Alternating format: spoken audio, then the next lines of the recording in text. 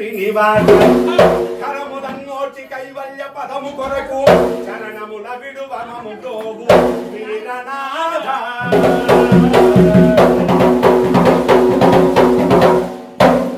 ఈశ్వరి నిన్నే నమ్మితే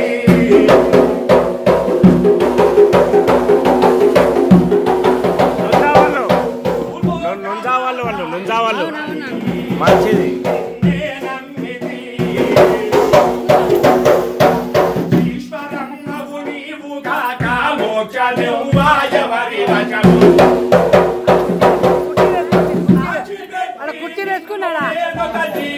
కూర్చోలే ఆవిడేడా కింద కూర్చోలేదా కూర్చోలేకో గడవా గడవా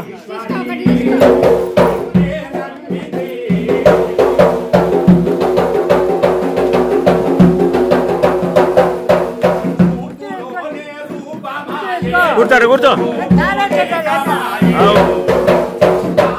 కూర్చో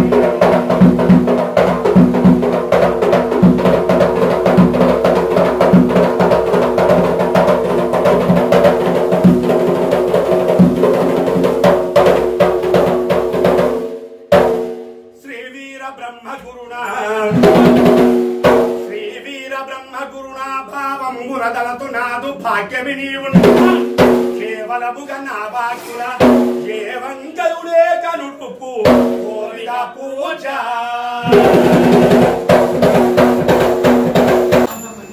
మా యొక్క రౌంజ కళాకారుల యొక్క నమస్కారములు. రౌంజా వాయిద్యము అతి ప్రాచీనమైనటువంటి వాయిద్యము.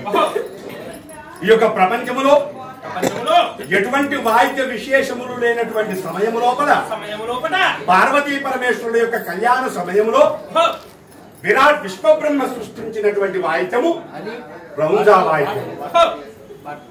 మరి ఈ విశ్వబ్రాహ్మణంటే ఎవరు?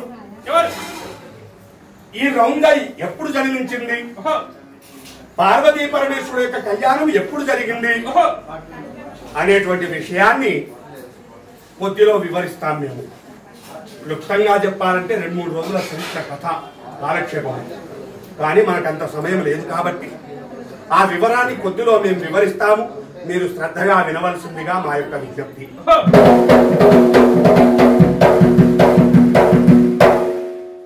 ఈ సృష్టి ప్రపంచాన్ని నిర్మించింది ఎవరు?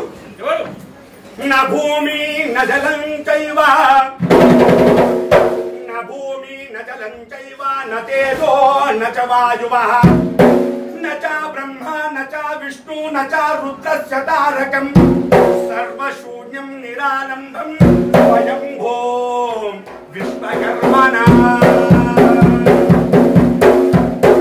అనగా నా భూమి అంటే ప్రథమంలో ఈ భూమి లేదు, నజలహ నీళ్లు లేవు, అగ్ని లేదు, వాయువు లేదు, ఆకాశము లేదు, పంచభూతములు ఏమీ లేవు. ఈశ్వర విష్ణు బ్రహ్మ ఇంద్ర సూర్యుడు వీళ్ళు ఎవరు లేరు. నజం నక్షత్ర అంటే చివరికి వస్తే నక్షత్రములు చుక్కలు కూడా లేవు. మరి ఆ ఏమి లేనప్పుడు ఈ ప్రపంచము ఎలా ఉంది? గాఢ అంధకారము. మనము కళ్ళు మూసుకుంటే చీకటి ఎలా అయితే కనబడుతుందో అలా చీకటి అలుముకొని ఉన్నది ఈ ప్రపంచము.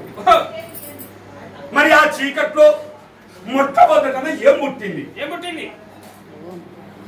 ఈ సృష్టి ఎక్కడి నుంచి వచ్చింది అంటే మొదలు జన్మించింది శబ్దము. శబ్దములో నుంచే ఇవన్నీ పుట్టుకొచ్చినాయి. మొదలు పుట్టింది శబ్దము. ఏమిటా శబ్దము? అది ఓంకార నాదము. ఆ శబ్దమే ఓంకార నాదము. మరి ఓంకారం అంటే ఎన్ని కలిస్తే ఓంకారమైంది? ఓం అంటే ఓంకారం అవుతుందా? అందులో 3 కలిసినవి. అకారము, ఉకారము, మకారము. అందుకే ఓంకారం పలుకుతే ఏమంటున్నాం? మూడింటిని కలిపి పలికినప్పుడు ఓంకారనాదం అవుతుంది. ఆ శబ్దానికి పంచభూతములు ఉద్భవించినవి. అప్పుడు ఏమిటి ఆ పంచభూతములు? ఆకాశము, వాయువు, అగ్ని, జలము, పృథివి. పంచభూతములు. ఆ పంచభూతములు ఆ శబ్దానికి కూడుకుంటే అది ఒక స్థూల శరీరం ఏర్పడ్డది. ఏమిటా శరీరము?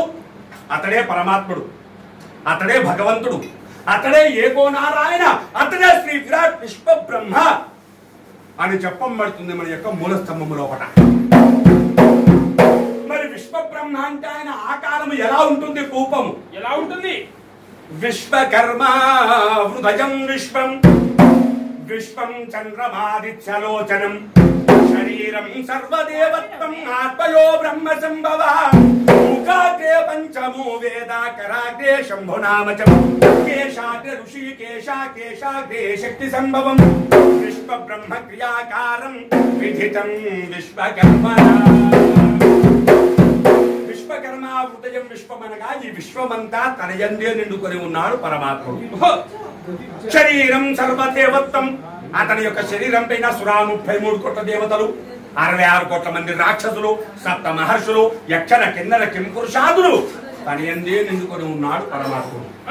శరీరం సర్వదేవత్వం, ఆత్మయో బ్రహ్మ సంభవ. అతని యొక్క ఆత్మలోపట అతలము, వితలము, సుతలము, రసాతలము, తరాతలము, మహాతలము, పాతాళము, భువలోకము, శుభలోకము, సత్యలోకము, నాగలోకము, ఇంద్రలోకము, తపోలోకము, అష్టదిక్కులు, అతల వితలములు, 14 లోకములు తన యొక్క ఆత్మలో నిండుకొని ఉన్నాడు పరమాత్ముడు. ఆత్మయో బ్రహ్మ సంభవ, ముఖాగ్రే పంచమో వేద. ఆ విశ్వ బ్రహ్మకు పంచముఖములు, పంచముఖముల నుంచి వేదములు ఉద్భవించినవి. వేదములు ఎన్నండి? వేదములు ఎన్ని?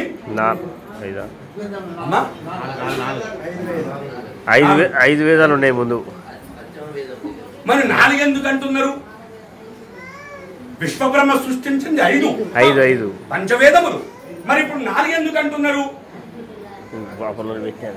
వ్యాసుడు విశ్వబ్రహ్మ గురించి తపస్సు చేసి బ్రాహ్మణుడే. వ్యాసుడు బ్రాహ్మణుడు విశ్వబ్రహ్మ గురించి తపస్సు చేసి విశ్వబ్రహ్మ దర్శనమిచ్చి వ్యాసా నీకేం కావాలి? నాయన నాకు వేదం ఇవ్వన్నాడు. మరి ఎన్ని వేదాలు కావాలి అంటే 4 ఇవ్వమన్నాడు. మరి 5వ వేదము? 5వ వేదం తీసుకపోతే నీకే మొక్కాలి. నన్నెవడు మొక్తాడు? అది వ్యాసుడు అన్నాడు 5వ వేదం తీసుకెళ్తే నేను కూడా నీకే మొక్కాలి. మరి నన్నెవడు మొక్తాడు? 5వ వేదం నాకొద్దు, నేను ప్రపంచంలోకి రానియ్యా. 4 ఇవ్వమన్నాడు. విశ్వబ్రహ్మ గుర్తెరిగి ఏమన్నాడు? వ్యాస, కష్టం చేసినావు కాబట్టి ఫలితం ఇవ్వాలి. వద్దనేటందుకు ఆస్కారం లేదు, ఇవ్వాలనేటందుకు అవకాశం లేదు, ఇవ్వాలి నీకు ఇప్పుడు అని ఆ వేదమిస్తూ ఏమన్నాడు? వ్యాసం ప్రోక్తం నయం దత్వం విప్రం సర్వత్ర పూజితం, కలువ 5 సహస్రాయే జాయతే వర్ణ సంగ్రహ. వ్యాసం ప్రోక్తం మయం దత్తం, మయబ్రహ్మనైనటువంటి నారాయణమూర్తిని నేను ఈ వేదము నీకు దత్తతిస్తున్నా. ఎంతవరకు? కలువ 5 సహస్రాయే. కలియుగము 5,000 సంవత్సరాలు అయిపోయిందంటే నీ దగ్గరికి వెళ్ళి వేదం వెళ్ళిపోతుంది, మళ్ళీ మాది మాకు వస్తుంది. ఆ 5,000 ఏళ్ళు వెళ్ళిపోయిన తర్వాత నువ్వు సంకర జాతి వారి కంటే హీనమైపోతావు పో అన్నాడు. అంతవరకు నువ్వు సభా పూజితుడు అందరితో దండం పెట్టించుకుంటావు, మా విశ్వబ్రాహ్మణులను అనగదొక్కుతావు. అవు. సరే 10,000 ఏళ్ళు తపస్సు చేసినావు కాబట్టి తీసుకపో అని వ్యాసుడికి 4 వేదాలు ఇచ్చిండు. ఆ వ్యాసుడు 4 వేదాలు తీసుకొచ్చి ప్రపంచంలో వేదములు 4 అని చెప్పిండు. 4 అన్నాడు. అందుకే అందరికి 4 వేదాలని ఎరక. కానీ మన విశ్వబ్రాహ్మణ పురోహితులు చదివేది ఇప్పటికీ కూడా 5 వేదములు. అందుకే మన పెళ్లిలో మన కార్యాలు కావాలంటే మన పురోహితులే రావాలి. బ్రాహ్మణకు మన కార్యాలు ఏ రావు. మన వాళ్ళు చదివేది పంచమ వేదము. ఏమిటివా పంచవేదములు? ఋగ్వేదము, యజుర్వేదము, సామవేదము, అథర్వణ వేదము, ప్రణోవేదము. ఈ ప్రణోవేదం అనేటువంటిది బ్రాహ్మణ దగ్గర లేదని. ప్రణోవేదం అంటే మన వేదములు 4 అని చెప్పాడు. మరి యుగములెన్ని? యుగములు అవి 4 అంటున్నారు. మూడేనా? యుగములు కూడా 4 అంటున్నారు. వ్యాసుడు 4 యుగాల కిందనే జన్మించిండు. ఆయన పుట్టిన కాడికెళ్ళే లెక్క చూపించిండు. ఆయన కంటే ముందు విశ్వబ్రహ్మ పుట్టినది మొత్తం 18 యుగములు. 18 యుగాలు బాబా. యుగములు 18. ఏమిటివి? అనంత, అరణ్య, అద్భుత, తమంత, తారక, భిన్న, అండజ, అన్యోన్య, అలంకృత, విశ్వాభవ, పరాభవ, సకల ధర్మ, సకల రూప, కృతయుగ, త్రేతాయుగ, ద్వాపార, కలియుగం. 18 యుగముల కింద జన్మించడు విరాట్ విశ్వబ్రహ్మ భగవాను. 4 యుగముల కింద జన్మించడు వ్యాసుడు అంటాడు. అందుకే తను పుట్టిన మనకు లెక్క చెప్పిండు. యుగాలు ఎన్ని? 4. కానీ విశ్వబ్రహ్మ పుట్టింది 18 యుగముల కింద. ఆ విధంగా ఆ యొక్క విరాట్ విశ్వబ్రహ్మ పంచముఖముల నుండి పంచవేదములు ఉద్భవించినవి. పంచశిఖల నుండి పంచశక్తులు ఉద్భవించినవి. ఏమిటవి? ఇచ్ఛాశక్తి, క్రియాశక్తి, లోకాశక్తి, జ్ఞానాశక్తి, పరాశక్తి. ఈ విధంగా విరాట్ విశ్వబ్రహ్మ యొక్క ఆకారము. మరి ఆయన పుట్టినప్పుడు ఇన్ని కులాలు పుట్టించిండు. అప్పుడు ఇప్పుడు 18 కులాలు చెప్తున్నారు. కులం ఏర్పాటు చేయలే విశ్వబ్రహ్మ. కులాలు లేవు ముందు. కులము ఏర్పాటు చేసింది తర్వాత వ్యాసుడు. వ్యాసుడు పుట్టించిండు. కులానికి ఒక దేవుణ్ణి పుట్టించిండు. కులానికి ఒక పురాణం రాసిండు. 18 పురాణాలు రాసి బ్రహ్మ పురాణం రాసి బ్రహ్మనే పెద్ద అన్నాడు. అందరు బ్రహ్మకే దండం పెట్టాలన్నా. విష్ణు పురాణం రాసి విష్ణువే పెద్ద అన్నాడు. శివ పురాణం రాసి శివుడే పెద్ద అన్నాడు. శక్తి పురాణం రాసి శక్తే పెద్ద అన్నాడు. ఏ పురాణం రాస్తే వాళ్ళనే పెద్దగా చేసిండు. ఈ 18 పురాణాలు చెప్తుంటే వీరబాహుడు కూర్చుండి వింటుండు. అన్ని పురాణాలు విన్నాడట వీరబాహుడు. విని విని ఆ వీరబాహుడికి కోపం వచ్చింది. అరే ఈ బ్రాహ్మణుడు వ్యాసుడు ఏది చక్కగా చెప్పడు, ఇంతకు పెద్ద ఎవరిందా అని ఆ కోపం ఆగక అందుకని కత్తి తీసుకొని వచ్చి వ్యాసుని కుడిచేయి కొట్టి పడేసిండు. ఏం రాస్తున్నావా అని పురాణాలని ఏది ఒక్క చక్కగా చెప్పారు. ఈ పురాణాలని వ్యర్థం, ఈ రాతంతా వ్యర్థమని చేయి కొట్టేసిండు. కొట్టేసినప్పుడు ఆ వ్యాసుడు 18 పురాణాలు రాసినటువంటి చేతిని కొట్టేసినావు కాబట్టి రేపు కలియుగంలో నువ్వు వీరముష్టి వైపోదుగా కానీ శపించిండు వ్యాసుడు. ఆయనకు వీరబావుడు వీరముష్టులని కోమట్ల దగ్గరకు వస్తారు. వాళ్ళు వీరముష్టి కోమటోళ్ళ దగ్గరకు వస్తారు. వేషాలు వేసుకొని వాళ్ళు నడుము చుట్టూ ప్రవరలు కట్టుకొని వస్తారు. ఆ ప్రవరల దాంట్లో ఈ వ్యాసం చేయి కూడా ఉంటారు. బ్రాహ్మణులకు దండం పెడితే వాళ్ళ ఎడమ చేతితో ఆశీర్వాదం మెత్త గొట్టాలే పిల్లని తీసుకొని పోవాలి. రాక్షసులు. మరి గంధర్వుల ఆడపిల్లలది ఒక బారు లైన్, మగ పిల్లలది ఒక బారు లైన్. ఏ పిల్లకైతే ఏ పిల్లవాడు కావాలనిపిస్తుందో లేవడము, 2 పూలదండలు మార్చుకొని పెద్దల ఆశీర్వచనం తీసుకోవడం. ఇది గంధర్వ లగ్నం. ప్రేమించడం అని అది రాక్షస లగ్నం. ఈ 2 లగ్నాలు నడుస్తున్నాయి. అప్పుడు దేవతలంతా కూర్చుండి ఆలోచన చేశారు. ఏమండి రేపు రాబోయేది కలియుగము, ఘోర కలి, పాపపు కలి, అబద్ధపు కలి, కళ్ళ యుగము. దీన్ని మించినటువంటి పాపపు యుగం ఇంకోటి లేదు. ఆ కలియుగం లోపల మానవులు ఈ లగ్నాలుంటే భరించలేరు. కాబట్టి లగ్నానికి ఒక పద్ధతి ఏర్పాటు చేయాలనుకున్నారు వాళ్ళు. ఏం పద్ధతి చేద్దాము? ఆ పద్ధతితోని ఎవరి లగ్నం చేద్దాం? ఆ పద్ధతి ఏమిటి? ఆ పద్ధతిగా ఎవరి లగ్నం చేద్దాము? ఎవరిదో ఎందుకండి? 33 కోట్ల దేవతలకు పెద్ద మనిషి భోలా శంకర పరమాత్ముడు. ఎవరింట్లో ఏ కార్యం జరిగినా మొదటి బొట్టు తీసుకెళ్లి శివునికి పెట్టాలి. ఎవరి కార్యమైనా సరే మొదటి బొట్టు శివునికే. ఆ బొట్టు పెట్టడానికే కదా దక్షిణ దగ్గర లొల్లేది. శివునికి బొట్టు ఇవ్వకపోతేనే దక్షిణ యజ్ఞంలో వీరభద్ర స్వామి యాదంతా చేసింది. మొదటి బొట్ట ఆయనకి ఇవ్వాలి. ఆ భోళాశంకరునికి పెళ్లి ఎట్లా చేస్తే రేపు మానవులు ఎట్లా చేసుకుంటారు? మరి శివునికి పెళ్లి కాలేదు అప్పటికి. అమ్మవారు 14 అవతారాలు తీసుకుంది పార్వతి. 13 లగ్నాలలో కూడా పూలదండేసి తెచ్చుకున్నాడు కానీ పుస్తకట్టలే. 13 లగ్నాలు చేసుకున్నాడు అప్పటికి. చివరికి దక్షిణ కుమార్తెగా జన్మించి దక్షయజ్ఞంలో వాడి భస్మమయ్యి తిరిగి హిమవంతుడి కుమార్తెగా జన్మించింది. ఆయన పర్వతరాజు కాబట్టి పార్వతి అని పేరు పెట్టుకున్నాడు. అమ్మవారు అక్కడ ఉంది పర్వతరాజు దగ్గర పార్వతీదేవిగా. పరమేశ్వరుడు ఇక్కడ ఉన్నాడు. ఈ పార్వతీ పరమేశ్వరుడు యొక్క లగ్నం ఎట్లా చేస్తే రేపు మానవులు అట్లా చేసుకుంటారు. మరి ఆ లగ్నానికి పద్ధతి ఏమిటి? గురి, సాక్షి, న్యాయము 3 పద్ధతులు ఉండాలి. గురి అనగా గురి ప్రమాణం కొరకు ఒక భార్య ఒక భర్తను పట్టుకొని ఉండేటట్టు మట్టల మంగళ సూత్రములు ఉండాలి. అది సంగాని మాసంగాని తులంగాని మంగళసూత్రం మెడలో గట్టి నడి బజార్లో 4 చూస్తుండగా 4 దెబ్బలు కొట్టుకుంటా తీసుకుపోయినా గాని చూసినాడు ఏమంటాడు? ఎవరు వాళ్ళు భార్య భర్తలు కారా, ఇవాళ కొట్లాడుకుంటారు, రేపు కలుసుకుంటారు. పొంది పుస్తకం కదా, పుస్తకం మెడలో కడితే ఆ పుస్తకం కడితే లైసెన్స్ చేతికి వచ్చినట్టు. నువ్వు బండి ఏడ నడితే ఆ పెట్రోల్ ఉండదు. మరి అదే బంగారం, పుస్తకం కూడా బంగారమే. అదే బంగారం పుస్తక రూపకంగా కాకుండా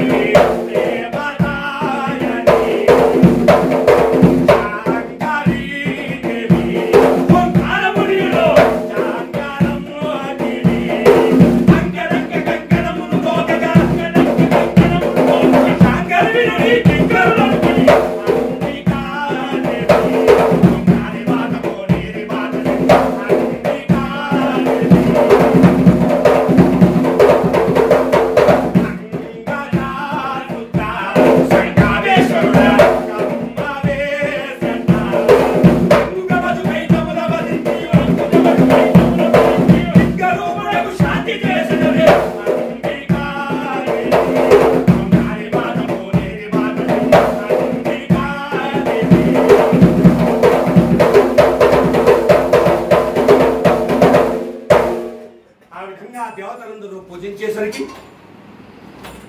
అమ్మవారు దేవికి ప్రతి నిత్యము పెట్టుకోవాలి. ప్రతిరోజు రోజు పోయి వారానికి వచ్చినాం. శుక్రవారం అమ్మవారికి ఆ వారం తీసేసి నెలకోసారి పెట్టినాం అమావాస్యాన్ని. ఇప్పుడు ఆ నెలకోసారి కూడా లేదు, సంవత్సరానికి ఒక్కసారి పెడుతున్నాం. ఉగాది పెడతారు. ఉగాది అమావాస్య అది కూడా తీరకపోతే ఇంకా ఉగాది అవతల అమావాస్య దాకా కూడా పెట్టుకుంటున్నాం అమ్మవారికి. కానీ విశ్వబ్రహ్మ చెప్పింది ప్రతి నిత్యము మీకు కలిగినంత వరకు 2 ఆకులు పెట్టు, 2 పువ్వులు పెట్టు, కలుగుతో అగరబత్తి కొట్టు, ఇంకా కలుగుతో కొబ్బరికాయ కొట్టు. కానీ ప్రతి నిత్యం పెట్టాలి అమ్మవారికి. ఆ తల్లి ఆ విధంగా పూజించేసరికి చాలా సంతోషపడింది. వీళ్ళు ఎట్లయినా నన్ను ఈ విధంగానే పూజిస్తారుగా అని అప్పుడు కాళికాదేవి అవతారం తీసుకొని వస్తుంది అమ్మవారు. ఎట్టొస్తుంది కాళీ అవతారం?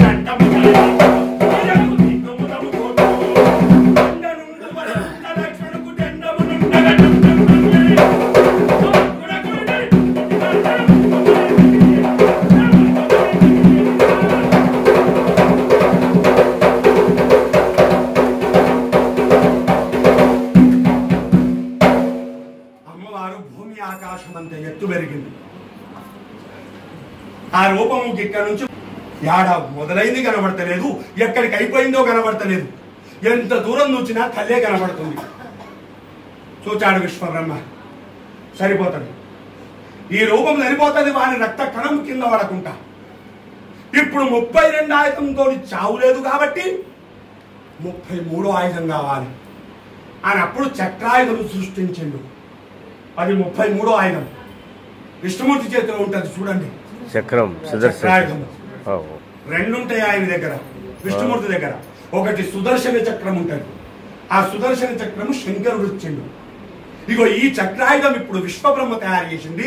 దీనికి 1000 వాయువుల పవర్, సుదర్శన చక్రానికి 100 వాయువుల పవర్. 100. అటువంటి చక్రాయుధం తయారు చేసి అది వేలికి తొడిగించుకొని అప్పుడు ఆ యొక్క రౌందాకాసురుని మీదకి యుద్ధానికి వెళ్ళి విరాట్ విశ్వబ్రహ్మ భగవానుడు కాళికాదేవి అమ్మవారు వెంట రాగా తలవరని తల్లిదండ్రుల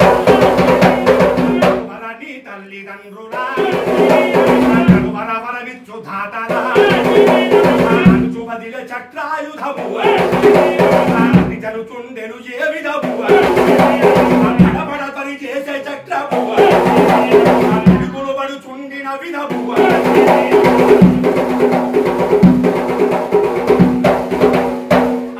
విరాట్ విశ్వబ్రహ్మ రౌందాకాసురుని మీదకి యుద్ధానికి వెళ్ళి మరే రౌందాకాసురా, ఇక చివరి ఘడియలు సమీపించినే బిడ్డ, తలుచుకో నీ తల్లిదండ్రులను గాని నీ ఇష్ట దైవాన్ని గాని నీకు వరమిచ్చినటువంటి దాతలను గాని తలుచుకో బిడ్డ అని ఆ చక్రాయుధాన్ని వదిలిపెట్టింది.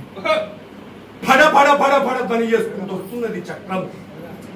ఈ రౌందాకాసుడు అనుకున్నాడు, ఎంత ఇది ఎంత నా చెంత, ఇటువంటివి ఎన్ని కొట్టేది అని ఆ గదాయుధం తీసి చక్రాన్ని కొట్టబోయిండు.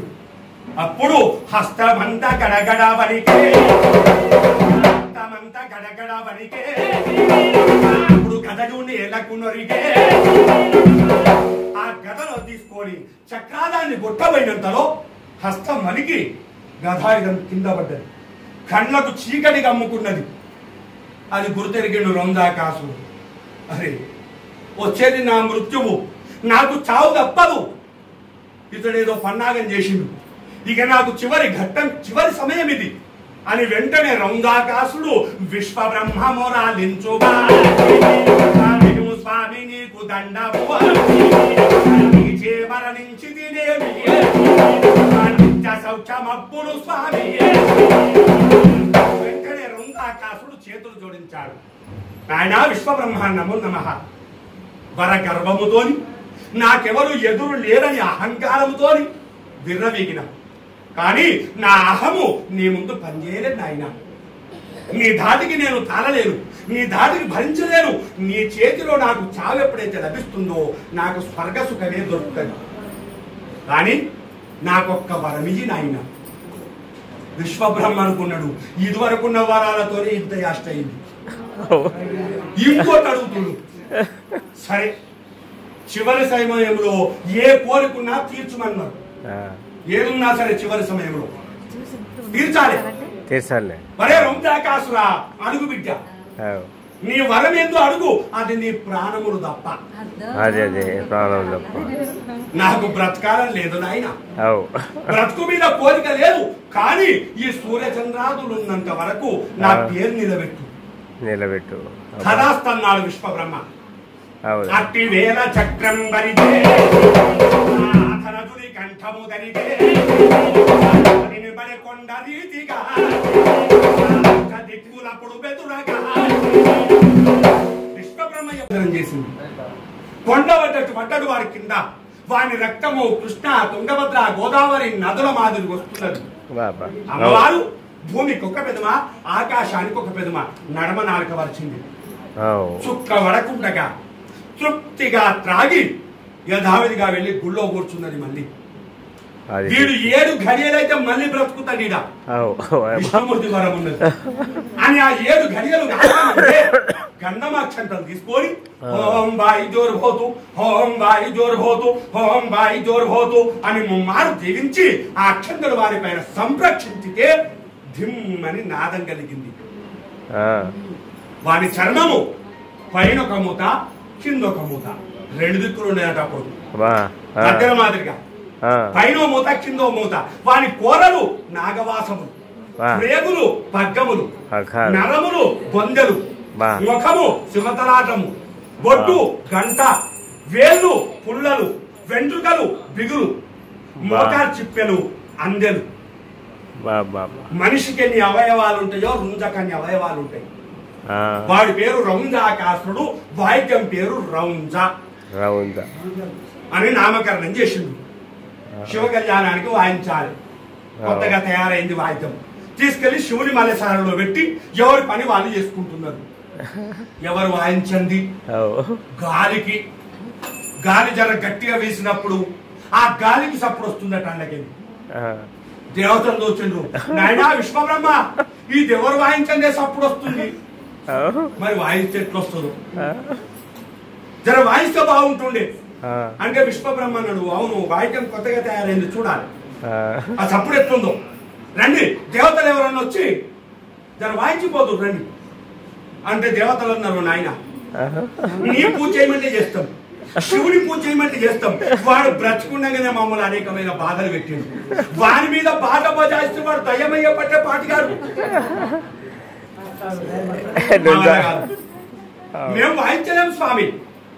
విశ్వబ్రహ్మ అనుకున్నాడు, వాయిద్యం ఎప్పుడైతే తయారైందో వాయిద్యం పేరు మీద ఒకడు ఉండాలి, బతిలాడద్దు. వాయిద్యం పేరు మీద ఉన్నటువంటి హోమగుండం దగ్గర విభూతి పండులో నుంచి రుద్రమహేశ్వరుడు అని ఒక్కడిని గుర్తించాడు మావాడు. రుద్రమహేశ్వరుడు అంటాడు. ఇక రుద్రమహేశ్వరుడు కాబట్టి రుంజోలు అంటారు. విశ్వబ్రాహ్మణులు పోయి ఒట్లకబరోళ్ళు అయిపోయారు, రుద్రమహేశ్వరుడు రుంజవాళ్ళు అయిపోయారు.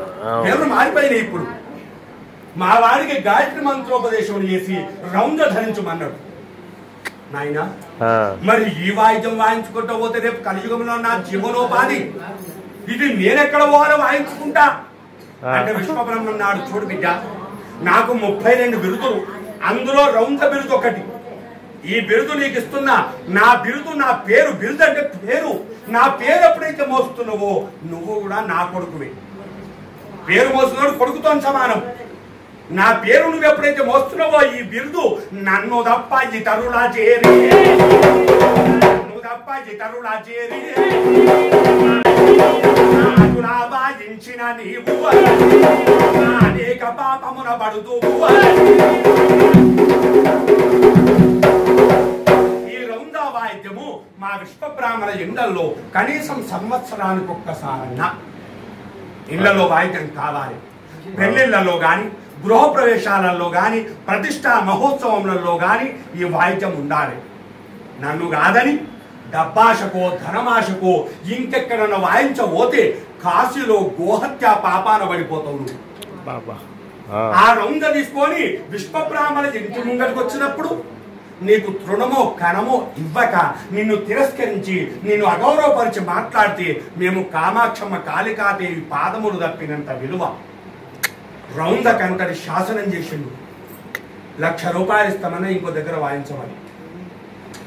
టీవీలో ఎన్నెన్నో వాయిద్యాలు, ఎన్నెన్నో కళలు కనపడుతుంటాయి, కానీ రౌంజ కనపడుతుందా? ఒక్కసారి మా టీవీలో వచ్చినాం నేను. మన అవసరాచారి బంగారాచారి యాదగిరిగుట్ట దగ్గర కొలంపాక వాళ్ళది సురేష్ చారి, అది ఆయన అవసరాచారి. వాళ్ళ ఊరికి మేము పోతే అక్కడ అడ్రస్ తీసుకొని పిలిపిస్తే అది ఆయన ఉన్నాడు, అక్కడ వాయించినాం. మీరుంటే ఎక్కడైనా వాయిస్తాం. మీరు లేని ఎంత పెద్ద వారు ఉన్నా కానీ, అది సీఎం కానీ పిఎం కానీ ఎవరున్నా సరే వాయించే అర్హత లేదు మాకు. అది విశ్వబ్రాహ్మణ దగ్గరనే వాయించాలి. ఎవరైనా ఇస్తామన్నా ఇంకో దగ్గర వాయించారు అత మాట ఉండాలే ఎవరన్నా తక్కువైపోయింది. మా వర్ణస్థులు చాలా తక్కువైపోయింది.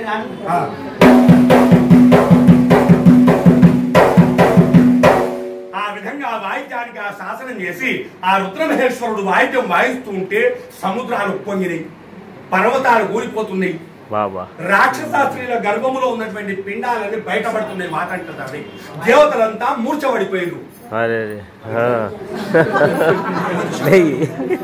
అట్లా మూర్చబడిపోయారు.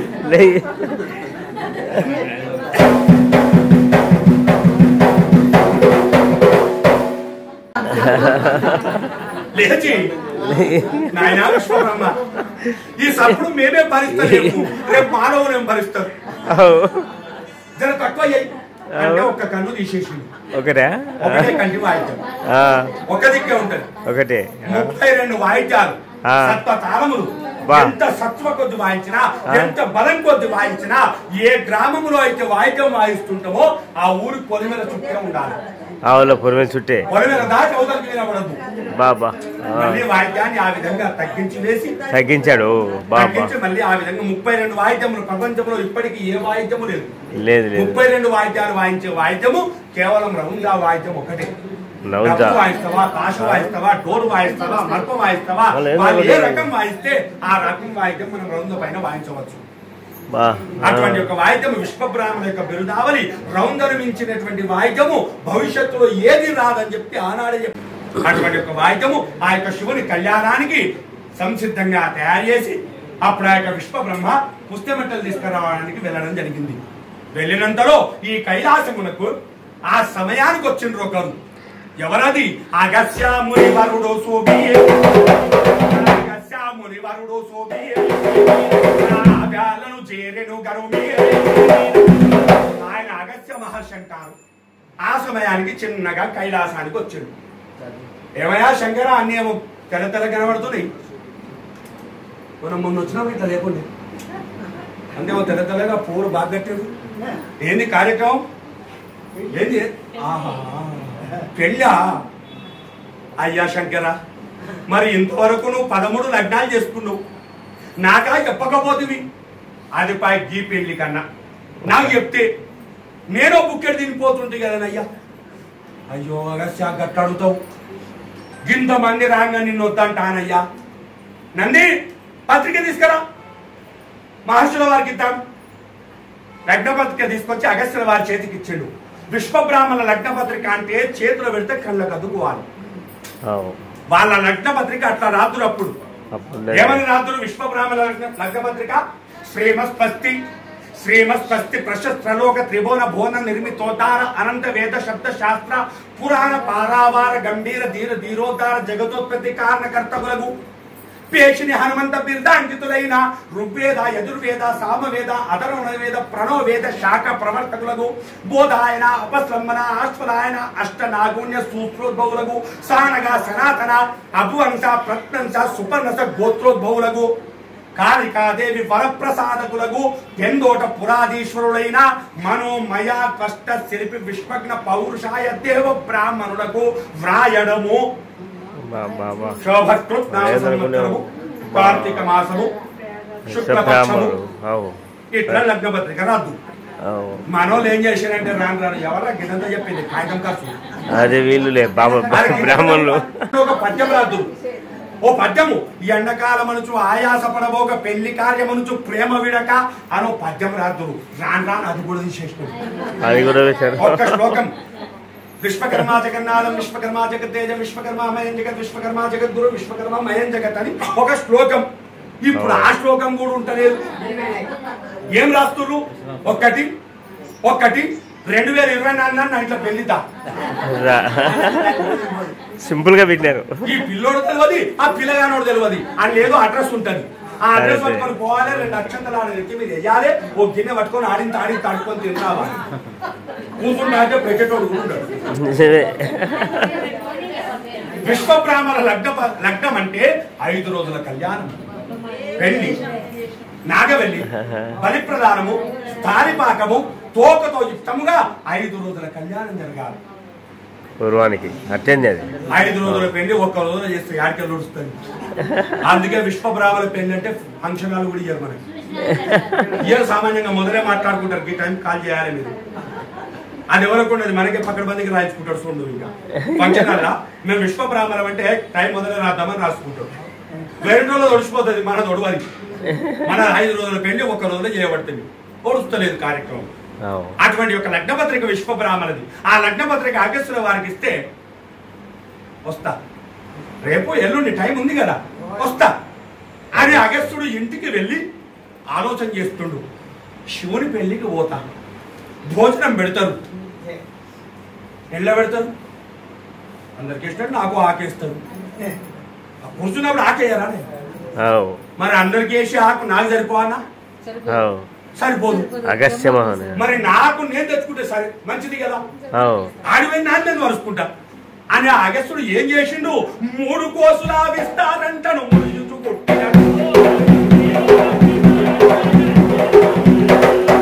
సముద్రమండలి నీరు కమండల మందు నుంచినాడు.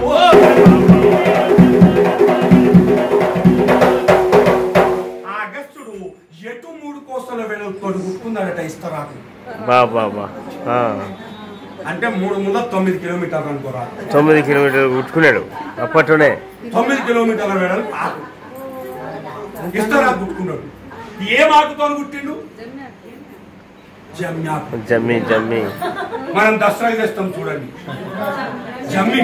అప్పుడు పెద్దగా ఉండేది ఆకది. ఇంత చిన్న ఆకు ఇస్తరాకు ఎట్లా గుట్టిండండి? అది అప్పుడు ఎత్తుండే. అప్పుడు ఆ ఆకు 60 ఇంచుల వెడల్పు ఆకు, 6 ఇంచుల పొడుగు తోకుండేదట. బాబా అది 60 ఇంచు వెడల్పు ఉండేది. అప్పుడు కలియుగంలో పాపము ఎట్లా పెరుగుకుంటూ వస్తే ఆ ఆకు అట్లా కరుకుంటూ వచ్చింది. నిజమే, తగ్గిపోయింది. పుణ్యం ఎంతుందయ్యా అంటే దృష్టాంతరమా జమ్మి ఆకు. ఆ ఆకు ఎంతుందో ప్రపంచంలో పుణ్యం గంతే ఉంది. అట్లా ఆకుకొని గుర్తుంది. తీసుకుపోయి సముద్రంలో పెడితే నీళ్ళన్నీ వచ్చినాయి ఇండ్లకి. ఒన్ను నీళ్ళు సముద్రంలో ఇక నీళ్ళని కమండలంలో ఉన్నాయి. అగస్త్యమునికి కూర్చున్నాడు. ఆయన ఒక్కటే చదువుతాడే, అంతమంది కాదు. ఇక పోదాం పెళ్లికి అని కూర్చున్నాడు. అక్కడ విశ్వబ్రహ్మ పుస్తమెట్టలు తీసుకొని రానే వచ్చిండు. ఆ శంకర చూసుకో అందరు వచ్చిండ్రా, మరి బయలుదేరదాం. శంకరుడు ఒక్కసారి చూసి, నాయన విశ్వబ్రహ్మ అందరు వచ్చారు కానీ జర ఒక్క అగస్త్యుడు వస్తే ఇక మనం పోదాం. అగస్త్యుడా వస్తా అన్నాడా? వచ్చిండే మాట చెప్తే ఏమనుకుంటాడు అని పత్రిక కూడా ఇచ్చినావు. ఈ పుస్తకం దగ్గర పెట్టు. ఇక నేను వస్తా బిడ్డ, నాకు వేరే పని ఉన్నది. నాయన విశ్వబ్రహ్మ ఇంత చేసుకొచ్చినావు, నువ్వు లేని పెళ్లి ఎట్లయితుంది? అరే నేను కాదు రా, వాడు వస్తే నీ పెళ్లి కానియడు. అగస్త్యుడు వస్తే నీ పెళ్లి కానియడు బిడ్డ. ఎవరయ్యా నీ చెప్పమన్నది వానికి? అగస్త్యుడు ఎటువంటి వాడు అనుకున్నావు? వాడు కనుక నీ పెళ్లికి వస్తే అమరులందరికీ వండిన అన్నము ఆరగించునయ్యా. లేదని అతడు అలుగురు కదనయ్యా.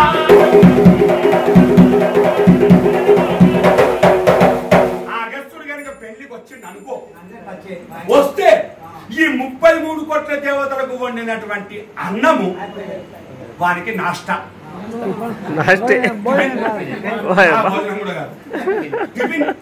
పెట్టగాడికి తింటాడు, సరిపడలేదు అంటాడు, నిన్ను శపిస్తాడు.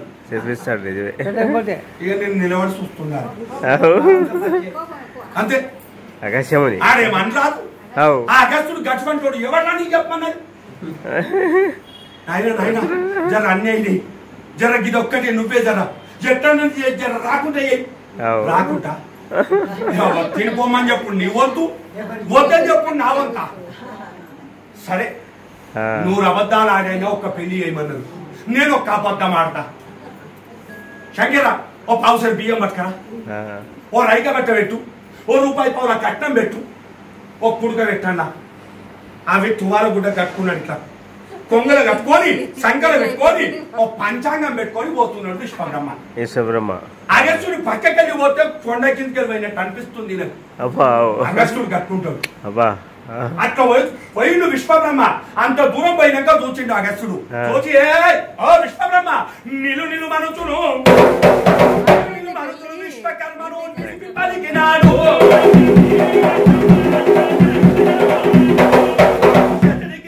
విశ్వకర్మన ఎదిగించుమయ్యా.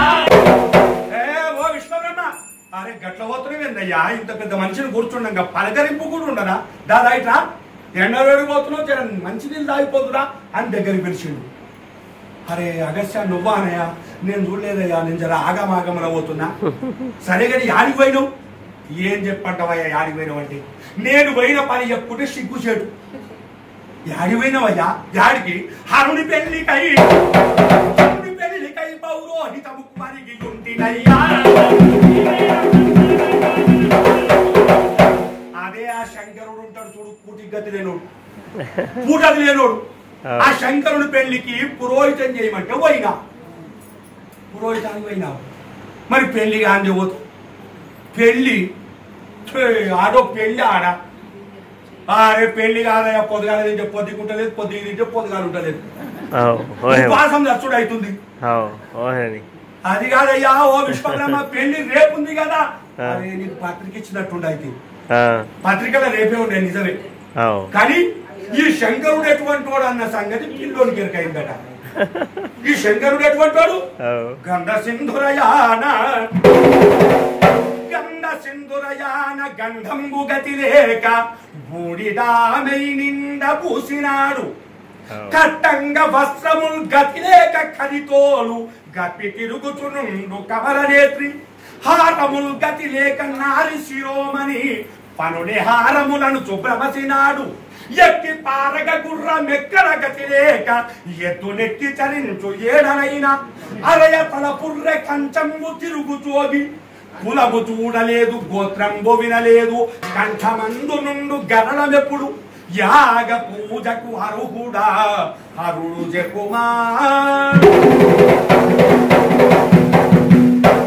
ఎప్పుడన్నా స్నానం చేసినాక జరుగుతాం అంటే అత్తరు, పన్నీరు, గంధము, పసుపు కదా పూసుకునేది. అరే ఎక్కడయ్యా తానమా పోతడల్లా మునుగుతారు, కాష్టాల గడ్డ పోయి బూడిదంతా పూసుకుంటారు. ఆ బూడిదంతా కాష్టాల గడ్డ పోయి పూసుకుంటారు.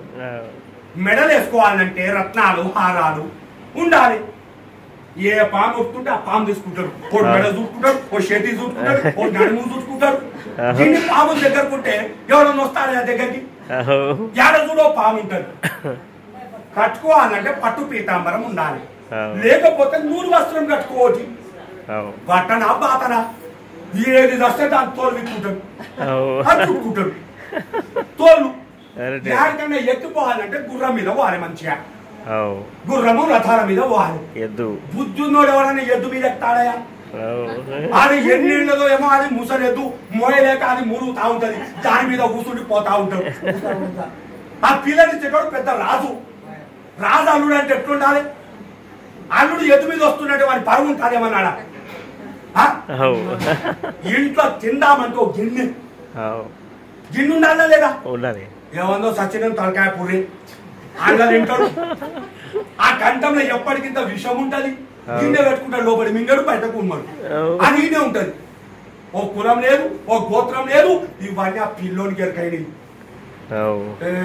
పోరడు మంచోడు కాదట, నా బిడ్డలు ఏం చేస్తాడు? నేను ఎంతో గారాభంగా దాదుకున్నా నా బిడ్డలు గటువంటి వాడికి ఇస్తానని నేను ఈ ఆడబట్టి. అరే రేపటి దాకా చూస్తే పెళ్లి అయిపోయేటట్టుంది. ఇక కుదురది ఇట్లా అని చెప్పి ఆయన నిన్ననే అందరం పోయి పెళ్లి జరిగే నాగబలియు నిన్నటికి, పెళ్లి జరిగే నాగబలియు నిన్నటికి వేగ జరిగయ్యా. అమరుడెవరెవరి గృహములకు బారిగి ఉండిరయ్యా.